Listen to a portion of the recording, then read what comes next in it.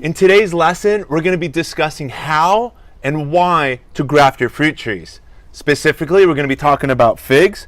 And just here behind me is a 10-in-1 Franken, as some people call it, fig tree. We're also going to be talking about peaches and apples. And we're going to be grafting all of those using my two favorite grafting methods. And using a grafting technique between these two approaches, you can pretty much experiment with grafting starting in late winter all the way through spring, summer, and early fall. That's a huge grafting window opportunity to be practicing your grafting skills and bringing in that value into your garden. Of all the cool gardening topics out there, whether it be rooting your cuttings or air layering or pruning and training your trees into an espalier, among others, my favorite of all is the miracle of grafting. The reason I use the word miracle is when I first successfully grafted it was an almond and a cherry and a plum onto a seedling peach tree. I remember my dad using the word, "Hey, do you think you accomplished a miracle?" And I said, "Absolutely, yes." And my dad's response back was, grafting is something that's been done for thousands of years. I know my grandfather, who spent many hours every single day in his garden, where I got a lot of my inspiration behind gardening, and that's my grandpa Saman. We're going to see his fig tree shortly. And he inspired me among all these different, gardening topics. But again, it was grafting that most intrigued me. And the reason I still stand by the fact that grafting is a miracle is just imagine like with the human body, and when, for example, they take a pig valve and put it into the human heart. How mind-boggling is it to be able to take a part from a pig and to put it into a human and successfully accomplish a longer, healthier life? Or even doing an entire heart transplant from one human being into another and watching the success of that. Those are miracles, and everybody in the world would stand behind saying, yes, that's a miracle to be able to accomplish that. And what you're doing in the plant world is pretty much exactly on point. You're pretty much taking parts from other plants and bringing them and introducing them into something that's already established on your property. And that's what we're going to do here today, the miracle of grafting. Just to let you know that this fig tree behind me is also, once we start pruning it to create more branches, again, this is a 10-in-1 fig tree. I'm going to show you all the parts and the different flavors that have been grafted within it, but we're going to integrate at least another 2 more varieties of figs, making it now a 12-in-1 fig tree. And we're also going to be visiting the 3-in-1 apple tree, as well as a 3-in-1 peach that we have here on our property as well. All of the wood that's collected off of this 10-in-1 fig tree will be added to what is our February. This is our 3rd annual February fig cutting giveaway, and those cuttings off of the tree will be added to those cuttings that will be given. And the contest rules, whether you participate on social media or you're going to be buying the discounted fertilizers, which I'm going to discuss with you momentarily, are all going to be part of that fig cutting contest. And the brief rules will be announced at the very end, or you can actually see the initial publication that was put out on February 1st of 2020. Well, let's get started in our discussion of why to graft your fruit trees. Let's get started. Hi. My name is Charles Malky, biologist and plant expert with Ivory Organics, where we grow cool plants. And before we get into the why to graft your fruit trees, I just want to share with you real quick my fig cuttings that we demonstrated about a week or 2 ago together here on the Ivory Organics YouTube channel. And if you take a look, we used most recently for our cups, even though in the years past we've always used plastic, and I kind of want to demonstrate between the two. But here we use the brown like cardboard pots, and what we've been doing is simply adding water to the base here of the plate like so. And you can see that once we've got a small puddle of water at the bottom, the cardboard helps with the soil that's within it. And all we used was a 50-50 vermiculite perlite mix. I'm not going to go into the details about the soil medium chosen and why, as that was already discussed. But my preference, even though this is the better, more environmental choice, I would recommend using plastic, or even reusing some of your plastic bottles on your property. And what you would do is simply take your plastic cup, and it's the same concept. You would add some holes here at the bottom simply by creating some holes like so, and all of the excess water, if you can't hopefully see this, when water is added to the top, it goes right through. And so what we have over here is another plastic cup to capture that water. And the goal is to keep the water just at the very bottom 10% of the container. And that's why this plate method works well, is that all the water is at the bottom and it's preventing the entire root ball from rotting. So I just want to quickly clarify this. And the reason that we're putting in the plastic cup instead of the cardboard material pot is that you can actually see the roots coming out, and it's a lot more enjoyable than questioning whether or not it's rooting or not, because sometimes there may be no growth and the roots will be developing, or vice versa. There'll be growth, as you can see over here with all this greening that's happening, and then there's no roots. So it's good to watch the process. And this here, just to let you know, is one of the varieties together we're going to be grafting momentarily. And this here is the Italian honey variety, as you can see here being labeled. And the Italian honey was gifted by Jeffrey Upton when we visited him in Tustin. And you can see that he gave me one cutting, and I've got this here wrapped in a damp paper towel, but we cut it, might have been, you know, in the opposite position, but he gave me a large cutting. We cut it in half. This here is to be used as grafting wood, and this here we used as cutting wood to simply root and create another plant from. So we pretty much doubled our chances of success of making sure we've got Italian honey variety figs on our property. And what's so cool about this is, again, aside from the deliciousness and the size of the fruit, is that it's one of the most clustered, almost like grapes along the vine. I've seen some amazing pictures, and I'll try to find some for you and share here on the screen as well. Well, let's get into the discussion of why to graft your fruit trees. Well, let's now get into a discussion of why to graft your fruit trees. And again, these are my opinions, and I've kind of ranked them in regards to priority, but again, your list may be different than mine. But the first and most important reason for grafting for me, living here in Los Angeles, is land is expensive. And by grafting, you're able to have many varieties of fruit trees in the footprint, or using the land of just one. For example, that fig tree that we started off our lesson with, which we're going to be revisiting shortly, that fig tree has 10 flavors of fig, from the green Cadota to the black Mission to the brown Turkey, among 7 other varieties that are all there on one tree. And so we're able to enjoy all the benefits of 10 figs, again, in the land of only one, compared to we could have had 10 planted fig trees on the property, hogging up about 50% of our real estate and taking away from the land we're enjoying. As you can see around me, I'm surrounded by lemons, among avocados, among peaches and plums and apricots and loquats and so many other beneficial fruit trees that we want here in our backyard orchard. So that's reason number one. The second reason is to control the size of your tree. Grafting is also a technique used by farmers to control the size of the plant. Ungrafted, most trees would grow to what would otherwise be considered a standard size tree. For example, an apple on its own roots will normally grow to about 20 to 30 plus feet. But grafted, you can now have a tree that's now more manageable in size. Maybe something that would be desired by the farmer is a tree that's closer to 8 feet or 10 feet or 15 feet, again, depending on the rootstock. And that would also require significantly less pruning than would a tree on a standard rootstock. The other benefit would be, for example, your container plants. For us in the backyard orchard, maybe you live in a condo apartment and most of your fruits are in containers.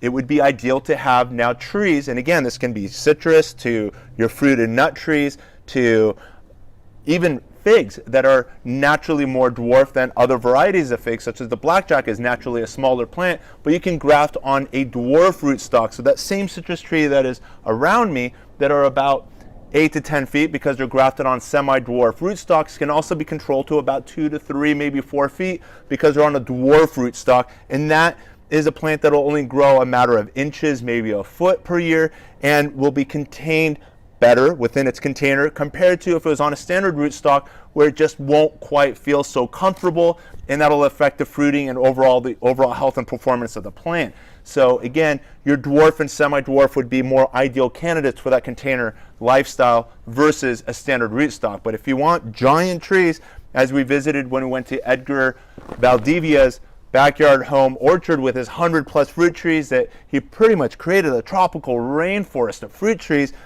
So the second reason, again, is control size. The third reason is disease resistance. So For example, apples, and over here is an apple tree with 4 varieties of apples, and we're going to be using some cuttings off of this before we gift this with one of our gardening lessons classes that I'm teaching within the upcoming month. But I'm taking a few pieces of wood off of this before we give it away, and I'm going to explain how and why we're going to do that. But an apple tree, for example, if you were to root it on its own root, for example, by way of air layering, or if you're planting a seed from one of the apples that you've tasted that you've enjoyed and you're hoping that you get a plant that's going to be similar in flavor and size and quality. But if you plant a seed, a lot of roots on its own rootstock is susceptible to disease. For example, one that plagues a lot of apples are nematodes, which are like microscopic worms that pretty much gnaw and destroy the root system. And a second one that plagues a lot of apples are also root rot. You can now graft your apples on a rootstock that is root rot resistance and nematode resistance, so that when you graft your desired flavor of apples on that rootstock, you'll have a plant that will hopefully last as long as you. So the goal is to have a longer, healthier, better lasting fruit tree by grafting it on a rootstock that is now disease resistant. Another reason, and this is my 4th reason why to graft your fruit trees, is to change the flavor of something you have on your property that you don't like. For example, let's say you've got a super sour, useless lemon tree, or you've got an apricot tree. I see this often where it's just not producing well.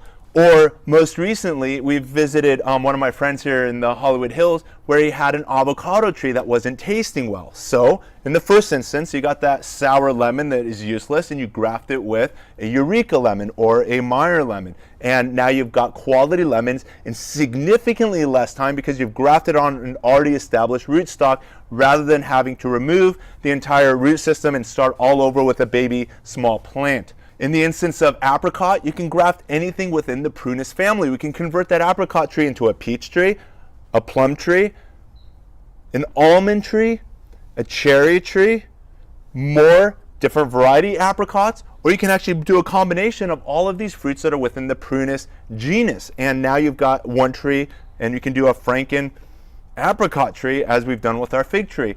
And that last example with the avocado, where this friend of mine that lives up in the Hollywood Hills has an avocado tree that just doesn't have desirable tasting avocados, and we grafted on it a type A and a type B avocado, being a Haas and a Fuerte, the Haas being an A and a B being the Fuerte, and together they're going to cross-pollinate. Even though avocados are self-fruitful, but with cross-pollination between 2 different types of avocados, being type A and type B, they're going to increase fruit production by an extra 5 to 20% depending on the research. And so now you got even a more fruitful, with delicious, popular variety avocados growing on a rootstock that was otherwise not the flavor and desire that he was seeking. And we're going to do a tour of that tree that has now successfully grown its way out in the upcoming, hopefully, few weeks to maybe the next month or 2. So be sure to subscribe and stay tuned for that.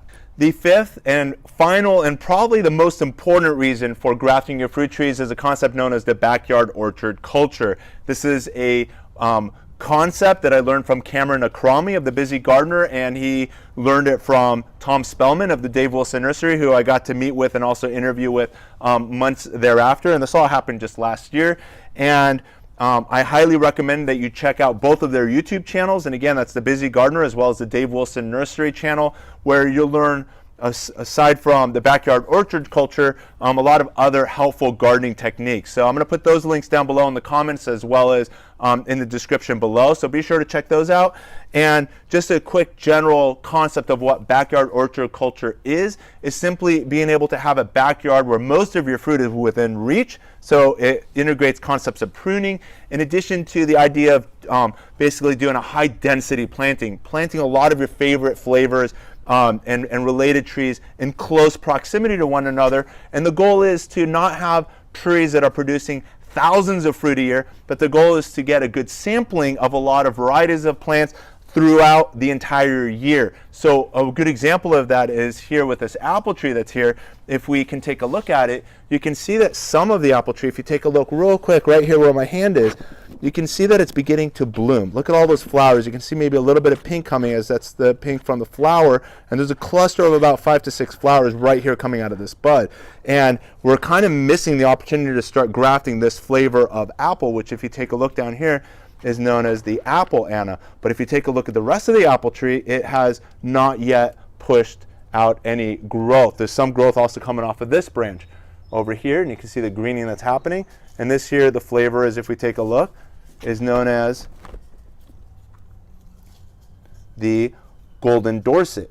My point being, half of the plant is still dormant and the other half of the plant is waking up. And what's happening is, even though it's all grafted onto the same rootstock, it's one tree trunk with 1, 2, 3, 4 flavors of apples, one tree trunk, but each variety of apple will ripen and grow and mature as if it was standing on its own rootstock. So for example, one variety of apple may ripen in May, June, another one in June, July, a third one in August, September. Granny Smith, for example, are typically, apples that ripen late in the season, October, November, and now you can enjoy apples pretty much for a half a year off of a single tree. That is another concept of backyard orchard culture, to be able to enjoy fruits pretty much the entire year, and not in the hundreds and thousands of the same fruit, but hopefully enjoying hundreds and thousands of fruit, but of diversity and of quality, and basically for a longer period of time. So these are some of the benefits and the reasons for learning and applying these grafting techniques into your garden. Well, now let's get started. So I'm now going to demonstrate how to graft your fruit trees, and there's two that are my favorite methods. One is the cleft, also quite similar to the side graft, and then we're also going to demonstrate how to do the approach graft, which has one of the widest, broadest windows for being able to successfully graft your fruit tree. And I'm going to demonstrate both of those for you momentarily, and I just want to share with you that these are the flavors of figs we're now going to be integrating to our 10-in-1 fig that's behind us, and all of the cuttings that are taken off of that is going to be integrated into the annual, this is now our third annual fig cutting giveaway contest. And again, all of those rules are going to be announced in the last few minutes of this lesson, and you can see the entire giveaway contest rules that was published on February 1st, and I'll put that link down below in the comments as well as in the description below. So I've taken a few of the cuttings from the annual fig cutting giveaway to now integrate into my 10-in-1 fig tree, so I'll have more cuttings to also give away in the years to come.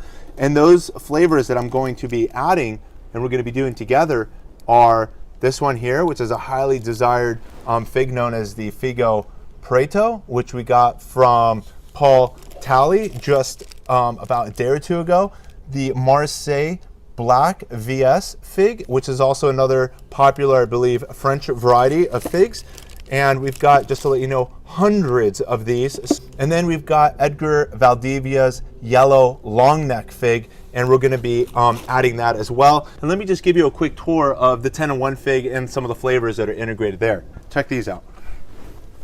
So over here to my left is the Tiger, also known as the Panache fig, and it's basically a green fig with white stripes and has a flavor that resembles that of strawberries. So quite popular both to see as well as taste, tasting fig varieties. So again, the Panache Tiger fig, we gave away several dozens already with the annual fig cutting giveaway, and we're going to have a few more off of this. And then over here we've got the Raspberry Latte that we grafted together just last year, and it also expressed about 4 to 6 fruit on just its first year's growth. And again, we're going to be now pruning it, just to let you know, to get all of these flavors in check. If we allow this wimpy, which successfully grafted branch, which is the Raspberry Latte, to continue to hide in the canopy of these more established 2-year grafted branches, which is the Panache and the Tiger, if we don't graft and keep, as I like calling it, the checks and balances between the different grafted varieties of figs, and this applies also with the other fruit trees, but if you don't keep them all in check, then the more successful or more vigorous growing branches will smother out those other also desired flavors that you have within your tree. So it's going to be important that we graft and put the Tiger or this Panache vigor in check to allow now the Raspberry Latte to catch up in regards to vigor. So by bringing this down, the energy that's going to flow through these branches needs to be more equal. Right now it's driven more towards the Tiger than it is through our Raspberry Latte. But let's continue forth back here. This one over here is our green Cadota fig, and on there we grafted this variety of fig. One over here was donated by Joseph Yakira. I'm going to show you the two container plants that we brought this from just after this. And this one here is the second flavor of fig that was, again, donated by Joseph Yakira and his fig collection that he has in San Diego. So we've got these successfully growing on this fig tree. And then back here, we have the brown turkey fig. And then over here, we've got a lot of branches of the celestial variety of fig. And if we come around now, and then over here, we've got the green Isha right in the middle, and you can see that this was also most recently added and is not expressing the same amount of vigor as its newer. So we're going to bring these two branches in check. This one here is called the strawberry vert fig. And then over here, we've got the Chicago hardy variety of figs. So we've got 10 flavors of figs on one rootstock. You can see it's one tree trunk. We've pruned it about a few inches off the ground that created these two branches, and then we pruned again those two branches heavily to create now another 5 more branches, and off of those 5 branches we have 10 grafts, and today we're going to be integrating a few more. Let me share with you the other varieties of figs that are going to be entered now starting today forward into the rest of February. Check these out. So this one here is called the Boer Josette Noir. And if you take a look, you can see this was the fig flavor. I think we pruned right over here, and it was off of this branch that we're able to bring this variety onto the 10-in-1. You can see there's still some figs hanging on. We're going to have to clean this up, but again, we're going to be pruning this and shipping them out to you. And then over here,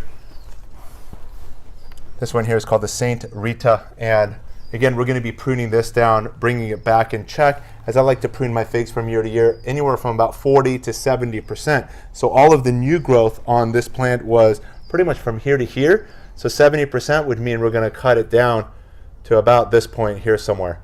And it'll grow back not as much as you see here, but actually more. Every single year, it's going to grow to wherever it was, plus some if it's a healthy fig tree. So the goal with figs is to pretty much prune them and make sure you're pruning them from year to year, because the more you prune them, the more vigor and the more growth it's going to express, and figs will develop and fruit on this year's wood. So here we are now in 2020. Whatever it grows this year, the more it grows, the more area it has now to fruit. But if you don't prune it and it's only going to grow, let's say, a few inches, then let's say it gets a little bit taller, you're only going to have room for a few inches of figs. And that is the general rule for the primary or the main crop of figs. Figs will also have, most of them will also express a breba crop, which is the early crop of figs, which typically happen on the new wood. So this one right here, if you take a look, is a breba fig. This is the first crop of figs, and it's generally bigger than the main crop, but it's generally not as sweet. The main or the preferred crop is typically the main crop, which will ripen typically into the summer and late summer months going into early fall, whereas the breba crop is the early crop. And for those living in colder climates in northern United States, going up into Canada, generally they'll rely on breba crop figs and select varieties that have a big, heavy, and delicious breba crop, rather than relying on the main crop of figs. But for us in warmer climates, such as here in Los Angeles, we're relying more on the main crop. So we're going to prune heavily so we get more growth, and with it more main crop, sweet, delicious figs. Let me share with you a couple more figs here on the property that we're also going to be cutting and preparing for the giveaway. Follow me. So this variety here we're labeling as Hilda's Cadota fig, and if you take a look here behind me, we're also going to be pruning this down into about 2 to 3 feet off the ground. Again, all of the new growth, which is all of this and all of that, we're going to be pruning by 70%. Talk about the breba figs. If you come close here, you can see some breba figs just starting. Here we are like in the middle of February now, and we're just weeks away. For those of you in colder climates, you're going to have a chance to root this, and within a matter of weeks be able to take it outside and start enjoying all of this beautiful growth. I'm calling it the Hilda Cadota fig, as we don't know what source it came from. So this is the variety of fig I grew up with for well over 30 years, as long as I can remember. These are the figs that landed on our table, and and I first got to enjoy what a fig even tastes like. So it's a green variety of fig, a honey flavored fig, and Hilda's the name of my mom, and she was the one that brought this to our property and has introduced me to how to propagate figs, and now something I'll be sharing with you too. And then let me share with you the last one. And the last one we're going to take cuttings off is called the Saman Honey Green Fig, and as you can see, it's towering over like near the banana. It's just behind the wall in a container, and every year I prune it down to about 2 to 3 feet, and right now it's measuring, I'd say, close to about 10 to 12 feet. So this is a fig variety that my grandpa Saman brought to the States when he visited Russia or one of those neighboring countries, and he ate it, loved it, and is a variety he's taken cuttings off of his tree when he moved down into Orange County, California, and has taken cuttings off of that and shared it with all of his family and friends. And so I'm proud to be able to share with you the Saman. I'm adding the words green and honey because it's a green fig and it's got also a honey flavor inside of it, compared to, for example, the strawberry vert that is a green fig but with more of a berry, obviously a strawberry flavor interiors. So using a rootstock such as the Saman green honey fig, having that additional vigor will best help and support grafts if that's your intended goal, to graft upon a good, strong, vigorous rootstock. This is an excellent candidate, and the reason that we used it as a rootstock to support the varieties of figs we have here in the garden. Well, let's get started. The first thing we're going to do before grafting is we're going to prune the tree to make room for the grafted wood. So what we're going to take down first is going to be the Panache Tiger Fig, and again, all of the cuttings created are going to be part of the 3rd annual fig cutting giveaway. And now we're just going to be bringing the Panache in check to give the raspberry latte, which is in this area, a fair chance at taking and occupying this grow zone and basically capitalizing on the light that's going to be entering later on today. And so this grow zone is going to be for raspberry latte, and the Panache Tiger Fig is going to be in this grow zone. So we're going to be bringing this down in check like so, cutting back 70% down to, taking it down to here. Let's give you guys a little more wood. When pruning, just a quick point, what I'm doing is I'm just simply following the nodes. Each one of these are leaf nodes from last year, so this is all last year's growth, and I'm simply going up 1, 2, 3, or 4 nodes, and I'm simply pruning about 1/4 of an inch above the node and at a slight angle, so in case there's any moisture or rain, it can wash right off, and that's a good pruning tip. And let's just continue. So this is all Panache that we're pruning, and again, looking for the node, cutting about 1/4 of an inch above the node. So all of this wood, the Panache Tiger Figs, will all be cut down to size to fit into these little baggies that'll then be labeled and sent out to you. Let me put these on the side now. So these are our grafting materials, all right here. All we're going to be using is a razor blade. I'm going to pull one out here. So we've got our razor, we've got some napkins, we've got our dish, a clean dish, and some plastic Reynolds wrap. And what we're going to be grafting again is this Italian honey variety of fig. We've got our cutting. This was all just one cutting that we've cut into 2 cuttings. And we're going to use this as our grafting wood. And we're going to be using, again, the cleft graft approach method to accomplish this. As you can see here, the branch is thicker. So we're going to be grafting. You can see that this is the Grandpa Saman green honey flavor fig tree rootstock that was then grafted over here with the Panache Tiger. The Panache Tiger was then grafted with this raspberry latte fig, and now on the Panache Tiger we're going to now be adding the Italian honey. And I'm now looking ideally for a branch that's going to be just as thick as this would be ideal, but if not, we're just got to make sure that the cambium layers on one side, which I'm going to help explain and define in just a minute, are aligned, even if the scion, which is the grafted wood, is thicker than the rootstock, which is the wood that's going to be below. To get to a larger diameter, rather than grafting on last year's wood, I'm going to take this back to 2 years ago, and I'm okay with that, as we're just going to have some more cuttings to give away for our giveaway, and I'm simply going to prune it here, and that's going to give me a thicker rootstock. And I'm going to take off this back branch as well.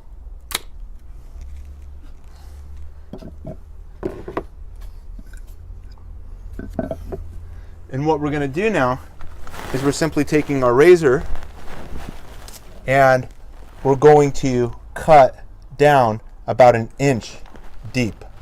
And now we're simply going to seesaw the razor blade down the center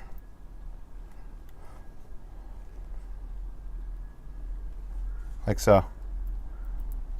Because we are the plant surgeons here, it's important to maintain a sterile environment as well. And I know I just barely started cutting into it, but I just want to share with you that you could also take a product like this, which is just rubbing alcohol, and add it to your napkins like so. Or I've heard about some commercial nurseries that simply use Lysol and will disinfect the area like so. And you can do the same thing onto your scion as well. But you want to make sure that it doesn't get into the wood. You don't want it to become systemic. So you want to make sure you're not spraying the cut ends, but we're just doing it just to make sure that the wood is, and as you're cutting into it, are not contaminated. The goal being bacteria. You want to make sure that as you're cutting into these surfaces, that bacteria are not going to damage the interference of the callousness between the cambium layers, between the scion, which is the selected grafted wood, and the rootstock. And now let's continue cutting. Instead of a razor blade, which would have worked fine on year 1 wood, because this is 2 years old, I'm going in with a bigger knife here. And there are grafting knives as well. They're not typically sold at nurseries, but you can find them online. But I'm simply going to go in here. I'm putting my other hand way below these cutting joints so that if the knife slips, it doesn't get to my hand. And we're just simply rocking it slowly, trying to get down about 1 inch. And it's splitting quite nicely now with this heavy knife. And you can see what we've just done. A quick lesson here now. The bark is obviously the skin of the plant, and the bark is dead. It's just cork. But just under the bark, right here, is the cambium layers. And it's a green layer of wood. You're going to see it better when we prepare the scion wood. But there's a green layer that underlies the bark, and that's the living layer of the branch or the stem. It's right there under the bark. You can almost peel the bark back like so. You can see I'm peeling the bark away right at the layer called the cambium. And the cambium has vessels just like in our body. The vessels you see in your arm are blue. Those are the veins returning oxygen poor blood back to the heart. And then there's the arteries, which are carrying the oxygen rich blood from the heart back to your fingertips and other parts of your body. Similarly, in the cambium, there's a xylem and a phloem. The phloem flows down from the leaves, carrying the sugars and all the proteins and the things manufactured in the plant, down the stems and into the roots. And the roots are absorbing water through the xylem, bringing water and minerals from the soil back up the plant. So xylem and phloem are analogous to the veins and the arteries in our body. And all of that's happening right there in that cambium layer that's only a few cells thick. The rest of the stem is all dead wood. You got to make sure that the cambium layers between the two are in contact. And now let's go and prepare the scion. So this here is now the scion wood. I want to explain to you the direction of up and down, and it really doesn't matter if you graft it backwards, it will still work. But I just want you to see that the leaf scar is right here, and right above it there was once a fig, and then this here is the bud, which will either create more figs or it's going to create a branch. And the goal is, as we just described, leaf node is on the downside of the node and the bud is on the top side of the node. And now we're just going to prepare the scion wood like so.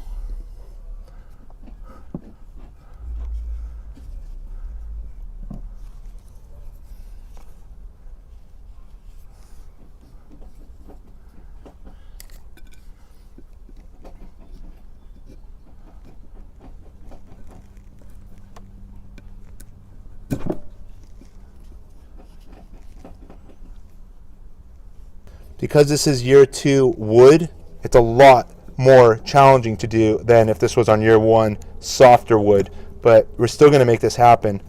And we really want this variety on our fig. So now we're going to graft onto the fig one of the yellow long neck figs that we got from Edgar Valdivia. I really wanted to make sure that we had a piece of his garden in ours, and also just the deliciousness and the awesome reviews that are behind it. And so we've got the yellow long neck fig. Just to let you know, I've just uprooted one of these from the 4 that we had, and you can see, I just want you to see how it roots from that scar tissue right there. That's the first root that came out of it. I know this looks a little sad that we could have had now a little plant, but I'm going to turn it into a graft, as we've still got a total of 4 of them. So now 3, and this will hopefully take on our 10 and 1, making it an 11 and 1. We still got the other 3 in containers as backup also, to make sure that we've got them on the property. But what I'm going to do is simply cut off the end. I'm going to create a wedge out of this gap between nodes. So here's a node. We scarred it, we put in rooting powder, and now we got roots. But now I'm going to cut off that node, and I'm using now this distance that's uninterrupted by nodes, as it's hard to cut into it and create that wedge. And we're going to simply create the wedge now, like so. And we're going to start like right around this area, because the goal is to get about 1 inch of exposed cambium layer. And look at that beautiful green cambium, and we're creating that wedge that's going to fit into that rootstock that we just cut into. Now we'll turn it over, do the same thing. So you can see how it's a little jagged as I'm cutting, you know, once from the top down, and then I'm cutting a little bit more towards the bottom, but you're going to want to make sure it's all blended.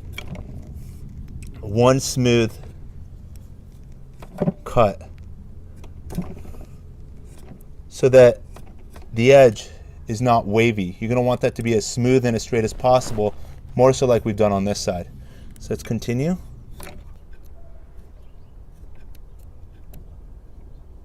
One nice clean cut, and now we're going to create that edge, and this side is going to be the grafted side. This side will be the back side. I just want to still make sure that that's smooth as well. And now let's go and insert that.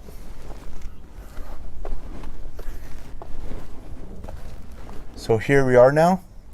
We're going to take the grafted side, which is here. You can see that the scionwood's a lot smaller, and compared to the rootstock, we're only going to want to make sure that one side is in contact cambium to cambium, and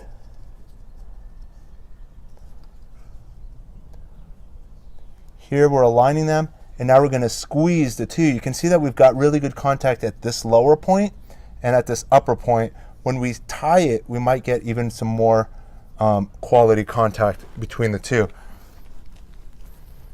I'm now simply taking my nylon fishing string. It's been my preferred method since I was 12, 13 years of age, so that I can see the callus tissues as I open the dressing that we're going to put over it next. On average, 3 to 4 weeks. If the dressing begins to mold, or even if it's not, I like to replace the dressing about every 3 to 4 weeks, because within about 6 to 8 weeks, there should be callousness happening between the cambium layers between these 2 varieties of figs, and then we can remove the tie, and then we can also protect the wound with the Ivory Organics 3-in-1 plant guard, which I'm going to be demonstrating shortly. So about every 3 to 5 wraps, I'm now squeezing and tightening the joints between the 2.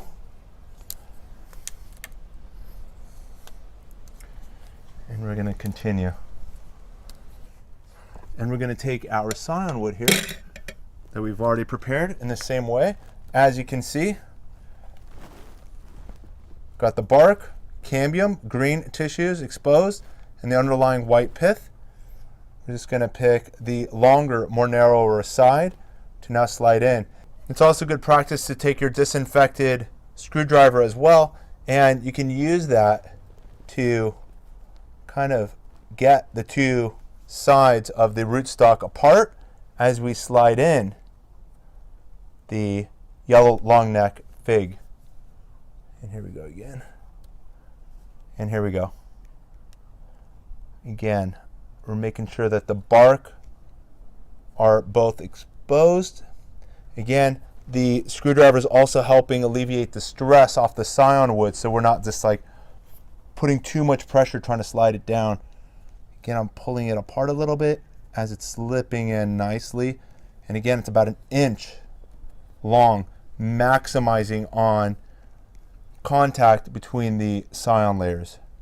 And again, there's a better connection in the front than there is here in the back. As you can see, there's a gap here in the back and no contact at all on this back side, and that's not a problem. So now again, we're going to take our nylon fishing string and we're going to secure the scion in place like so.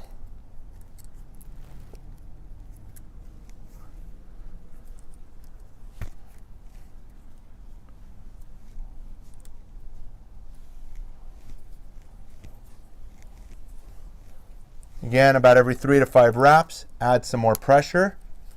1, 2, 3. Add some more pressure. 1, 2, 3. Add some more pressure. And now we can secure it in place. And take a look at that. It pretty much looks flawless, as if we've just accomplished sutures on our fig tree, joining 2 unique flavors together. And now this branch will grow, producing yellow long neck figs. The branch behind it, which is right here, is going to be the variegated tiger panached fig. And take a look at that bark. It's quite unique compared to most fig varieties where it would otherwise just be brown. You can see it's got variegated yellow and green and brown in here. And then just behind it, also on that panached tiger fig, we've got the raspberry latte.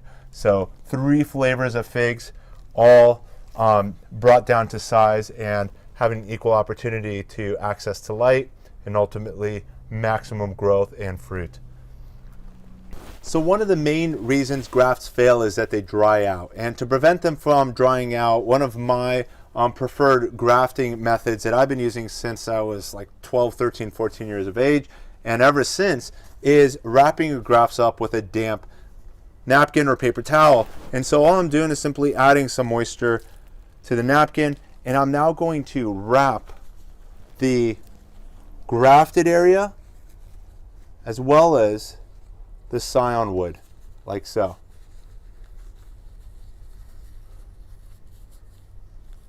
We'll add some moisture that helps it lock in place. Let me just get another napkin. And we'll do the same here.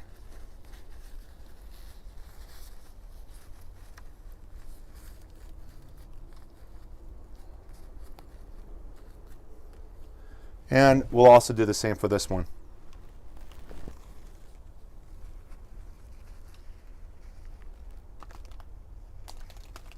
To keep the moisture in place, we're simply going to take our plastic wrap and simply wrap that entire area like so. And then we're going to secure it with some string. Notice that we're using a clear plastic. I recommend that you do it either in clear or in a white or something light, as it's not going to absorb as much heat as something that was dark in color. And that's it. We've now secured the plastic in place. Moisture is somewhat trapped long enough that there'll be some moisture hopefully when we unveil it in about 3 weeks. We do not expect to see grafting success, even though the callus tissues will have already started within, on average, about 7 to 10 days. But within 3 weeks, we're going to open it, change the wrapping, put a new napkin around it, re-moisten the area, add some more plastic just to make sure it's all fresh and clean and doesn't begin to rot or mold. And like I said, within about 6 to 10 weeks, we're going to see some really thick callus. So just like a broken bone, once it heals, usually that healed area ends up being stronger and thicker than the rest of the bone. And similarly, your grafted union will express that same callousness right at the union. And let's wrap this one up now.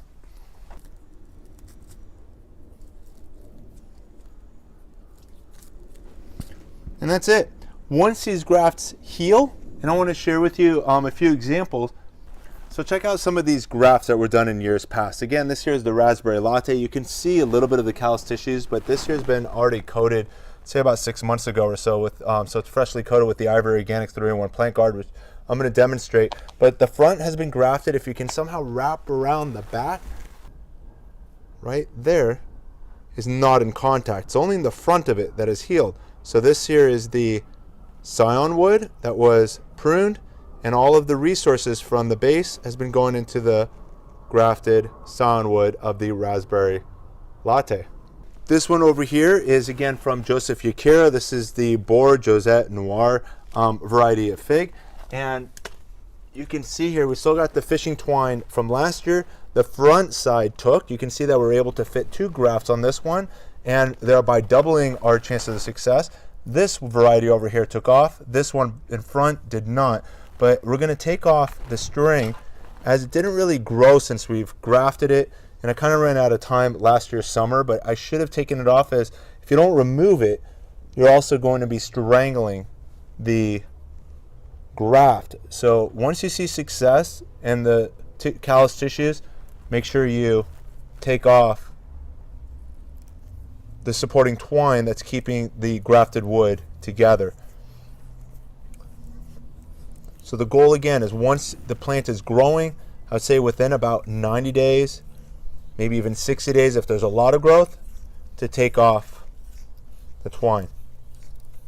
And you can see here now, as it comes off, I want you to see the callus tissues between these 2 varieties of figs. And this here is again the Boer Josette Noir grafted on top of the Cadota fig. So this is the Cadota rootstock, again starting with the down very below, the Grandpa Saman green honey fig.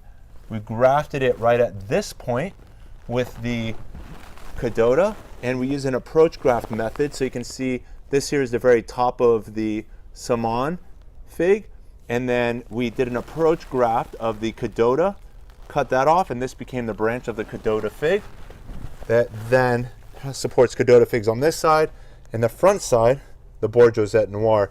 The dead branch over here, which didn't graft on, we're taking out, and this here is now an area susceptible to beetles and termites and other disease. We're going to be sealing that momentarily with the Ivory Organics 3-in-1. And now I'm going with my pruners to share one more graft back here that we're going to clean up. So over here is the St. Rita variety of fig, and what I want to share with you is here we did again another cleft graft. This was not done by approach, but the cleft graft, and you can see that on this side there's a union, but on that side there is none. And this is all just dead wood, and again another perfect entryway for beetles and termites. There's no value in this wood over here. We're going to clean it up right now by simply pruning it very carefully, not to damage our graft. You can see this is all dead wood. There's something in here. Let's see if we can spot it together. Take a look. Watch it move. Watch it move. Okay? That's the reason you got to clean up your tree. Otherwise, you're going to get pests living and damaging your goals. And over here, we've got a grafted, desired flavor, and we want to make sure it stays healthy from year to year. So we're going to cut off as much of that dead wood as we can before we then seal it. Here, I got it down to where there's a little bit of green wood. I'm hoping you can see it's now coming to life over here. There's a little bit of green happening. I'm hoping that the camera can capture that. And we're going to stop cutting. But again, all of this exposed wood right in there. Yeah, there we go. All of that exposed wood right in there are all entryways for pests and disease. And we're going to protect our graft right now using the 3-in-1 plant guard. Let's do that. So now we're going to be putting the Ivory Organics 3-in-1 plant guard. It's this product over here, which is now OMRI listed for organic use. And if we can read the label together real quick, it's protection against damaging summer sunburn as well as winter sun scald, insects and rodents. and it's for use on your roses, fruit, nut trees, ornamental trees, and shrubs. And it's for use in organic production and healthier than latex paint and tar-based products. The goal with these organic products is as the plant grows, a lot of whatever you put on it is going to wind up in your soil. And if you're using paint and tar-based products that are designed to last forever, you put it on your house and 100 years later it's still there. But you put it on your plants and within about a year or two as the plant grows, it's going to wind up in your soil. So that's an important consideration when considering whitewashing your plant. So when you get the product, you're simply going to take the powder. If you don't need a full can of the product, it's recommended, that you only use what you need. So if you need a half a can, simply add half the powder. But I'm going to be using all of this throughout the garden today.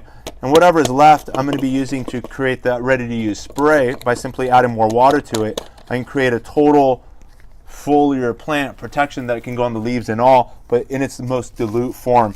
And those directions are on the can now, but I'll read that with you as well, just so you can see that if in case you get the product and you want to use the powder, you can actually take, it says right over here, for your, so it starts off with brush on directions, and then it's got the foliar spray directions, and then tree paste, you're simply going to add the least amount of water. But for your foliar spray directions, it says this can make up to 5 gallons of the ready-to-use spray, complete plant protection.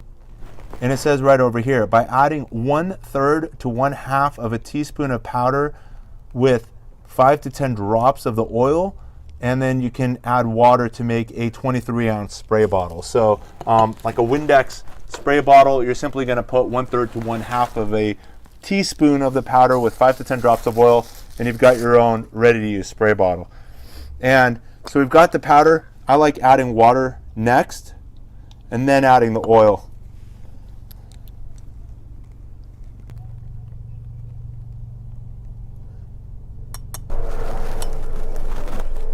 And then we're simply going to start mixing it. And you can see with less water, it's a lot more thick. And we're just going to keep adding more water to it.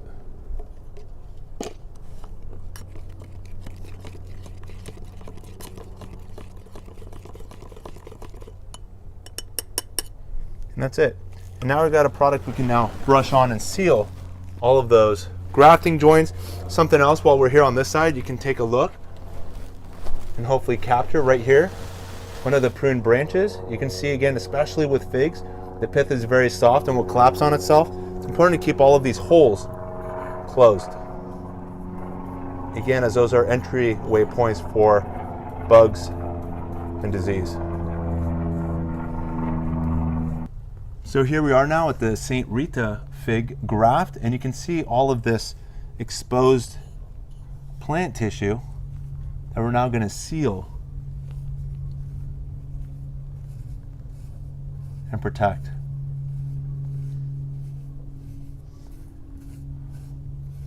I want you to take a look at these ingredients as well. If you take a look here, what we're brushing on with those oils include castor and cinnamon and clove and garlic and peppermint and rosemary and spearmint.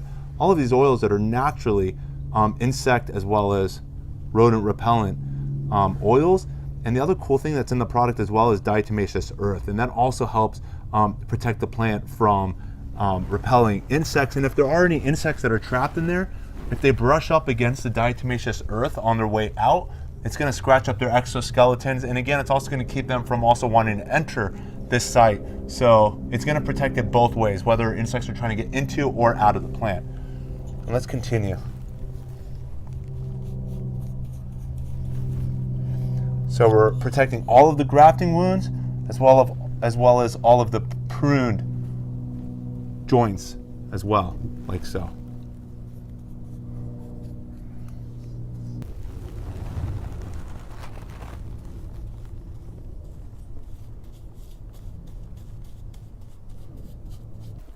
So now let's graft onto our 3-in-1 apple tree. And for those of you that have been following, we've been monitoring the progress of this apple tree over the last at least 2 to 3 years. It was a small tree once upon a time where we used stakes to basically pull the sucker growth off the rootstock into these 3 different flavored apples.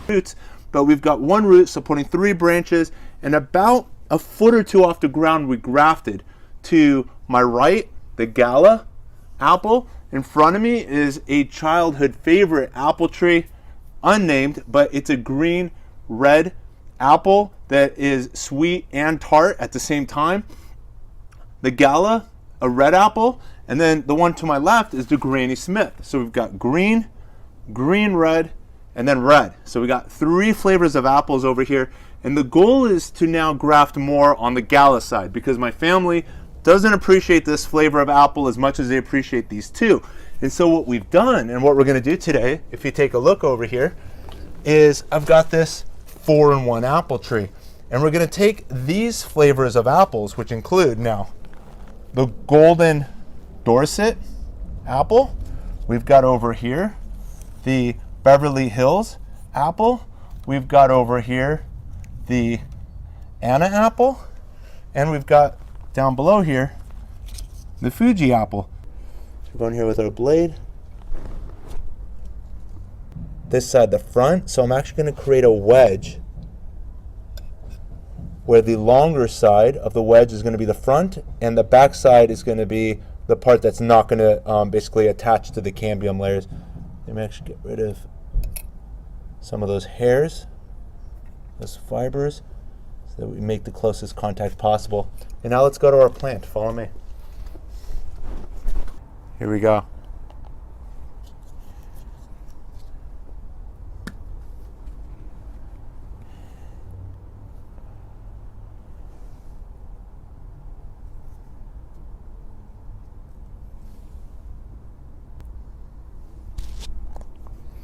And yes, I had the phone in my mouth. But once you start your surgery, it's hard to stop. I don't recommend grafting at night. As this, you can see how challenging it is, but my time is limited for the next few days, and I really want to get this on and share with you all of these awesome lessons, and we can do the unveiling together hopefully in the next month or two. And again, I want to share with you how I did these alphabetically, and let's hopefully see that I've got these memorized. But we got the Anna apple, followed by just behind it, Beverly Hills apple, followed by the Golden Dorset apple, and then just behind that, we've got the Fuji apple. So A, B, skipping C, going to D for Dorset, and then here's our skipping E, F for Fuji apple. And then just behind it, this is all still the all whitewashed in color green, originally Gala red apple. And the goal again is you got to make sure that those cambium layers are aligned. This burgundy, this red Baron peach is significantly thinner. This year's free fig cutting giveaway, simply go to ivorganics.com, and there's going to be a tab where you can go to gardening lessons, and you'll find there gardening tips 1 through 10. Simply publish your favorite one or all of them on your social media site, whether it be Facebook, Instagram, or Twitter, and simply include hashtag ivorganic and tag us. If the option for tagging exists, tag us so that we can find you to include you into our raffle, our daily raffle. And every day during the month of February, we're going to be announcing our lucky winners for our free fig cutting giveaways, and that's in the Intercontinental USA, shipping included. If you want to still get your hands on these cuttings, we're also including a single cutting, randomly selected, if you purchase one of these bags of the Super or Premium Blend 6 Macros Plus fertilizers, which offer your plants all of the 6 macronutrients, something that most fertilizers don't. Fertilizers focus on NPK, nitrogen, phosphorus, potassium, but forget about including magnesium, sulfur, and calcium, the other macronutrients that plants need for optimal health. 6 Macros Plus, Super Blend, and Premium Blend during the month of February are discounted, and with every purchase of the 11-ounce bag, there will be 1 fig cutting randomly selected. And if you purchase the 4-pound bag, 2 cuttings will be included, and there's no limits. So the more bags you purchase during the month of February at the discounted price, the more cuttings will include, and they'll all be randomly selected. So if you buy 2 bags, you're going to end up with 2 different varieties of fig cuttings, and because we want to make sure that we bring that diversity into your home garden as well. Well, let's get to starting our pruning and adding to our collection of fig cuttings for this year's fig cutting giveaway by pruning off of that raspberry latte behind me. Follow me. In the upcoming weeks, we're going to be discussing potting, preparing these cuttings. We're going to be talking about grafting. We're going to be talking about air layering. We're going to be talking about so many gardening topics related to figs. So be sure, if you have not done so already, subscribe and hit that push bell notification to stay connected with us with each educational gardening video that we share with you. So I want to thank again for his generous donation of all of these fig cutting varieties to be a part of our annual fig cutting giveaway. And as always, keep growing with Ivory Organics, and wishing you all happy gardening.